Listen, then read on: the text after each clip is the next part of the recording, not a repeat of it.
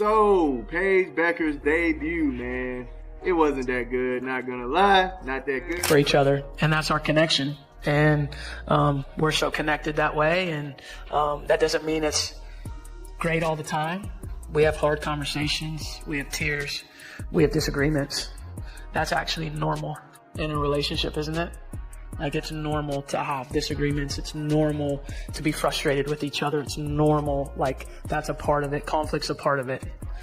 And so we work through it together, and we're willing. Caitlin Clark walked back into Team USA camp after nearly 5 months away from competitive basketball, and what happened next instantly changed the entire conversation. After a season filled with injuries that made people seriously question whether she could ever return to her peak, Clark stepped on the floor and erased every ounce of doubt almost immediately. This wasn't a slow build. This wasn't shaking off rust. This was total dominance from the opening moments. And right in the middle of that dominance, Paige Bueckers quietly went from being the headline to fading into the background of Clark's comeback story. But before getting into what actually unfolded, there's a bigger question that matters now more than ever. Who truly deserves a spot on the final Team USA roster? Drop your thoughts below, because after what Clark just showed, a lot of predictions are about to be completely flipped. When head coach Kara Lawson spoke about Clark's first practice, she kept it simple, saying Clark looked solid on both ends of the floor. But that comment didn't come close to capturing the reality. Clark didn't just look solid, she owned the gym. She dictated tempo, stretched defenses far beyond their comfort zones, and turned every drill into her own personal showcase. Players who arrived thinking they were competing for roster spots quickly realized they were just trying to survive. Sue Bird, now overseeing USA Basketball, watched Clark relentlessly push the pace, knock down deep shots like they were routine layups, and instantly reconnect with Aaliyah Boston. Everything looked effortless. Everything looked intentional. And the message was crystal clear: this partnership is no longer theoretical. It's real, and it's dangerous. After months of physical setbacks, Clark didn't just prove she was healthy. She proved she was sharper, more focused, and more purposeful than ever. This wasn't about returning to form. It was a reminder that last season's struggles were only a temporary pause. Caitlin Clark isn't just back, she's positioning herself to lead Team USA straight to gold. Clark is going against Paige and Diggins-Smith. ESPN today, when they were talking about Paige, one of them says, I think Paige will be a good player this year, but I'm not expecting a Caitlin-like impact, and that's an unfair bar to set. Dallas Wings using the promo poster. To understand why this moment mattered so much, you have to look at what came before. During her WNBA rookie season, Caitlin Clark didn't just perform, she shattered expectations. She broke rookie scoring records, turned triple-doubles into routine occurrences, and made logo-range threes feel normal. Defenders weren't just getting beaten, they were rethinking how the game was supposed to be played. In one season, Clark didn't adapt to professional basketball. Professional basketball adapted to her. Then year 2 hit and everything unraveled. One injury became another, then another, until the momentum completely disappeared. Clark explained it perfectly: it was never just one issue. She'd start to feel better, only for something new to flare up. The cycle never stopped. She played just 13 games all season. 13. After a rookie year that redefined what was possible, real doubts started creeping in. Was her body built for this level? Would injuries always follow her? Was that first season an outlier? By the time Clark arrived at Team USA camp, she had been away from competitive basketball for nearly 5 months. And what happened next made that absence impossible to ignore. Every single point being scored or assisted by Caitlin Clark in a 4.5 minute spell to make a game, to go from down 5 to up 13. Like that, well, basically it was down 15 to up 10 against Phoenix Mercury last year, where every single basket other than one was either scored or assisted by Caitlin Clark in what was the craziest game of her career. Where it's funny, if you look back on that game, I think she had 15 points and 13 assists, and on 4 of 15 shooting. And people were just like, oh, this was... The pressure couldn't have been higher. This wasn't a casual run or summer workout. This was Clark's first real evaluation for the 2026 World Cup roster and the 2028 Olympics in Los Angeles. Every possession mattered. Every movement was under scrutiny. The question was simple but massive. After months away, was she still that player? Clark admitted she felt nervous walking in. But the moment she touched the ball during warm-ups, everything snapped back into place. Once practice started, comfortable didn't begin to describe it. She declared herself fully healthy and then backed it up on every possession. Her shot had that unmistakable sound through the net. Her passes arrived exactly where they needed to be, often before teammates even realized they were open. Her decision-making looked cleaner and more decisive than ever. Most importantly, her explosive first step was back. That burst, missing throughout her injury-filled season, returned in full force. She attacked handoffs, blew past defenders, and created chaos at the rim. One sequence said everything. Clark took a handoff from Aaliyah Boston, turned the corner at full speed, and fired a perfectly timed pass to Jackie Young cutting to the basket.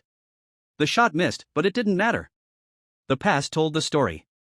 Clark was playing with joy again. She smiled constantly, energized the entire gym, and once it became clear she was truly healthy, everything shifted. Needs it. That's another level of facilitating. That's why we say, man, Caitlin Clark is the top guard, man. All right, y'all start the conversation in the chat, but I'm just saying, Chelsea Gray is a very entertaining passer. All right, very entertaining.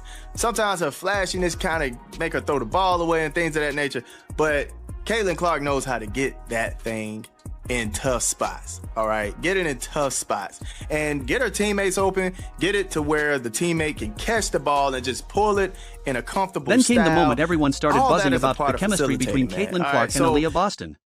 During one practice, Clark spotted Boston cutting and delivered a pass that seemed impossible, bending around defenders and hitting Boston perfectly in stride. Boston scored and smiled. Clark smiled back. It was obvious. This wasn't luck. This was championship-level chemistry. National team chemistry usually takes weeks to develop. But Clark and Boston skipped the learning curve entirely. Their season together in Indiana had already built trust, timing, and rhythm. Clark pushed the ball in transition, already scanning for Boston sprinting ahead. Boston sealed early, knowing the ball was coming, and it always did. Clark threaded passes through gaps most players wouldn't even see. As one analyst put it, Clark knows exactly when to attack and when to facilitate. That feel is rare. Even when her shot isn't falling, her range warps defenses, opening space everywhere else. Boston thrives in those openings, and Clark's presence alone reshapes how teams defend. All the players play well, but France are just a little bit better in the World Cup. I'm not going to hate watch Team USA, but I do hope that the other teams they're playing are just better. But yeah, it's one of those things where it's like, if you are actually supporting Team USA, you would hope the two of them play together, because the two of Paige and Caitlin play together, because that's what's going to help them win. And is Caitlin going to be the best player at this camp? If Caitlin's the best player at this camp, there's something seriously wrong with the level of women's basketball. Like, if a player who has basically been injured for a year shows up and is the best player at their first training camp, because let's be real, you're not going to, it takes players weeks, if not more. What impressed coaches even more than the scoring was how Clark controlled pace. Every rebound turned into instant offense. No hesitation. Just speed. Boston sprinted knowing she'd be rewarded, and she was. That urgency spread across the roster. Teammates ran harder, cut sharper, and spaced better because they trusted Clark to find them. One play stood out when Clark hit Jackie Young on a perfectly timed cut, the ball delivered in stride for an easy finish. That's the difference between good and elite point guards. The Clark-Young backcourt looked natural, hinting at a partnership that could anchor Team USA for years. Their games fit seamlessly. Clark and Boston played with confidence, joy, and trust, and that energy infected the entire gym. Sue Bird and the coaching staff watched closely. While others battled for spots, one thing became obvious: Clark was separating herself.